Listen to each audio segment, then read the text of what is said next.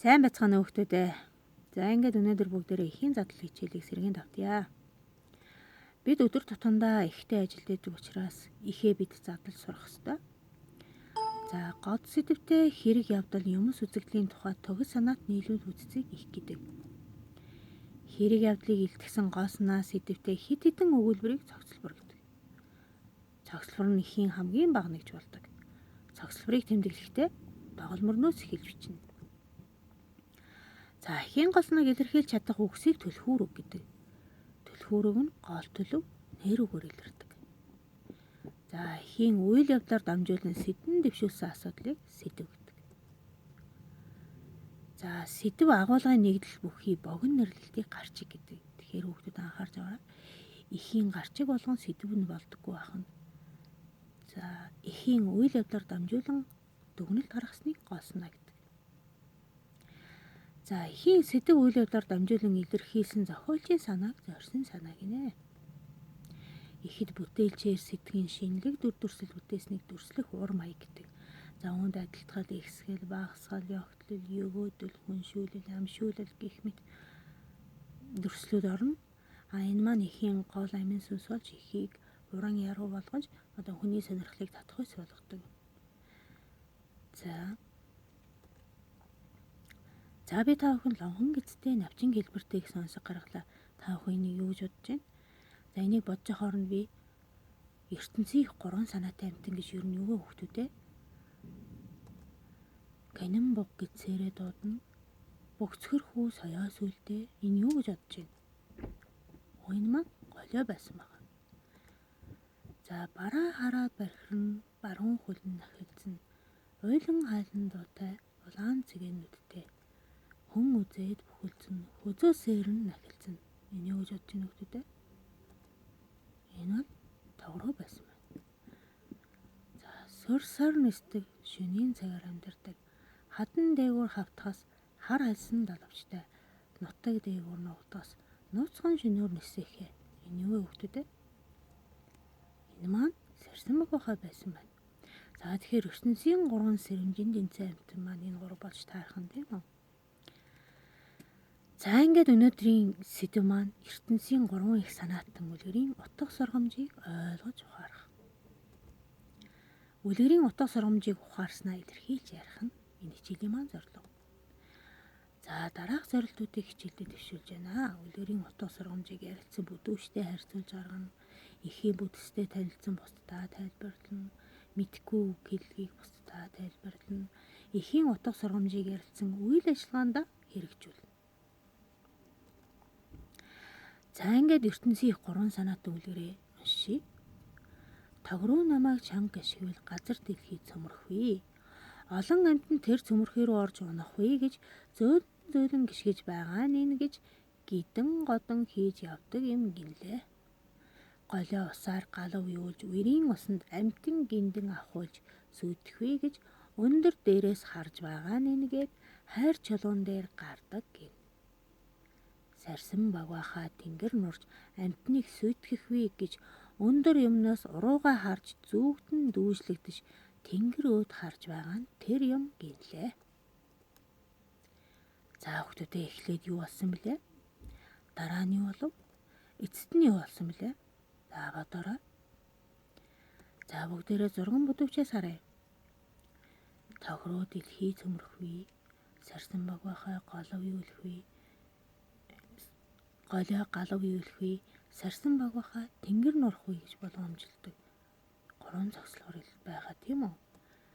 За тэгвэл энийг бүгдээрээ эхийг бүтцээр нь задлаад үзье.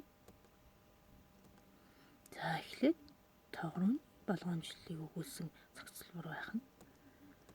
Гол хэсэг маань голионы болгоомжлолыг өгүүлсэн зохицолбор байх нь. Төгсгөл хэсэг маань сарсан багвахаа болгоомжлолыг илэрхийлсэн зохицолбор байх нь. За бид ихэд ямар задлал хийсэн бэлээ хүүхдүүдээ? Эхийн бүтцийн задлал хийсэн. За тэгвэл эхийн бүтц маань ерөөсөө ямар хэсэгтэй гэж би сая ярив? Эхлэл, гол, төгсгөл хэсэгтэй гэж ярьсан тийм үү? Та бүхэн энийг сайн анхаарч авсан баг. За дараа нь Эхлэл хэсгийг бид тэмдэглэхдээ эхний буюу төгсгөлийн үгээр, гол хэсгийг мөн эхний буюу төгсгөлийн үгээр, төгсгөл хэсгийг эхний буюу төгсгөлийн үгээр тэмдэглэнэ. Энэ нь одоо бичвэрийг хялбарчилж байгаа хэрэг. Бас цогцлбороор зааглаж байгаа. Энэ дотор хоёр үйл зэрэг болж байгаа шүү хүүхдүүд. За ингээд эхээс түлхүүр үгээ бүгдээр ялгая. Нэгдүгээр цогцлборт товгруу, газар, дэлхий, цөмөрхий, амтэн гэсэн үгнүүд гарсан байна. Хоёрт голио, усаар, галав, хайр чулуу гэсэн үг. Гуравт сарсан багвахай, тэнгэр, амтныг гэсэн үгнүүд гарсан байна. За эдгээр үгнүүдээс бодоод үйлдэлүүдийг эхийн гол дүрийн амтны үйлдэлүүд бодож санааг бодож байгаа та бүхэн сэдвийг тодорхойлох нэ. За би бодохдоо бол их дэлхийгээ хайрлах тухай. Тийм үү хүүхдүүд. За тэгвэл одоо бүгдээ эхийн гол санааг юу гэж өгүүлв? Сая би ихийг унших явцад та нар нэг дүгнэлт гаргасан байх хэвээр. За би дүгнэхтэй бол амтэн ч гэсэн их дэлхийгээ хайрж яхад бид ч бас хайрлах ёстой гэсэн дүгнэлт гаргаж байна. За та бүхэн энийг тэмдэглэлтэй тэмдэглээд аваарай. За одоо ихэд гол зүйл болох дүрслэх уран маяг байх ёстой тийм үү? Тэгэхээр энэ ихэд товруу, голио, сарсан багвахан үйл хөдлөл бодож санааг хүншүүлсэн гэж үзэж байгаа. За ертөнцийн их гурван санаатай үйлгэрт мэдгүй үгнүүд байсан. Бидний мэддэг мөртлөө бас тийм ч тодорхой мэддэг үгнүүд байдаг. Жишээ нь тэнгэр гэж юу юм бэ гэхээр хүний орчлонгийн дээр оршиж бүхнийг мэдэж захирах хүч түүнд оршино гэж үздэг. За бурхан тэнгэр хүний орчлонгийн бүх зүйлийг мэддэг, бөө нарын шүтэх онгон шүтэн гэж үздэг. Шинжлэх ухааны нэр томьёогоор бол окторгын газрын дээд хэсэгт байрлах бидний нүднээ үзэгдэх агаар мандал юм байна. За галав гэдэг маань дэлхийн царц болон шим ертөнцийн хөгжлийн тодорхой үед хамаарагдах нэг чухал. Бадар галав гэхээрээс өнөөгийн сайн галав буюу цэрдийн галав гэхээр өнгөрсөн галав байх нь хүүхдүүд. За тэгэхээр галав юу л гэхээр хамгийн үгүй болж орчлон ертөнд төгсөх юм байна. За дэлхий гэдэг маань тэнхилгээ 24 цагт 29.6 км/сек хурдтайгаар эргэж нарыг жилдээ нэг удаа тойрдог гараг юм байна хүүхдүүд. За бүгдээрээ дэлхийн гэсэн үгийн ойролцоо утгыг мэдж авъя. Орчлон, хорвоо, замбуулан, замбуутив, байгаль, ертөнц гэх мэт цэнгэр гарагаа бид нэрлсээр ирсэн байна. Та бүхэн эдгээрийг тэмдэглэж аваарай. За ойролцоо утгыг мэдэж авснаар бид үгийн баялгаа маш сайн нэмэгдүүлж бичиж найруулах ярих чадвараа сайжруулдаг сайн талтай шүү. За та бүхэн өнөөдрийн хичээлээс юуг ойлгож авав? Их дэлхийгээ хайрлан хамгаалах хэрэгтэй гэсэн ойлголтод хүрсэн тийм үү? За тэгэхээр бид их нутгаасаа булааж амьдрах уу эсвэл бүгдээрээ их нутгаа хайрлаж өөрсдийн чадах зүйлээ хийх үү? Жишээ нь та юу хийж чадах вэ? За бичээрэй. Бос гол мөрнөө бохирдуулахгүй хайрна. Мод ургамлаад тасдаж гэмтээхгүй гэх мэт та нар бодож байгаа зүйлээ бичээрэй. За бид өнөөдрийн хичээлээс урайлга дэвшүүлж болох уу? Жишээ нь их дэлхийгээ харилцаа хүмүүсээ гэсэн урайлга байж болох уу хүүхдүүд? За тэгээд өнөөдөр та бүхэнд би энэ хичээлтэй холбоотой бүгдээрээ Монгол улсын гавьяа жүжигчин Бацгийн дууснаар орчлон хайрлаарай гэдэг дууг сонсоод үзье.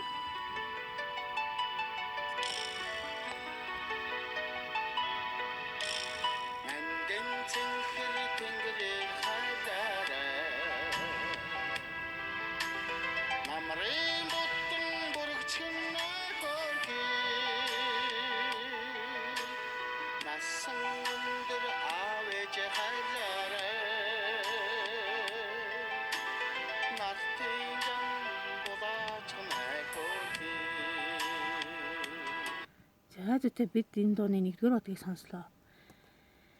За гэртээ та бүхэн орчлон хайрлаарай дуутай бүрэн танилцаад сонсоод утга санааг нь үзсэн үлгэрийнхэн утга санаатай харьцуулж үзээд Цэмцгэр Улаанбаатарын цэвэрхэн гудамж байгаль дэлхийгээ хайрлая. Бас чандам нэрдэн зэрэг сэдвээ сонгон 100-аас 100 хүүхдээ их цог огороо хүүхдүүдээ. За та бүхэн сонгосон сэдвээ дэвтэртээ бичсэн гэж бодож байна. За ингээд анхаарал тавьсан сурагчдаа баярлалаа.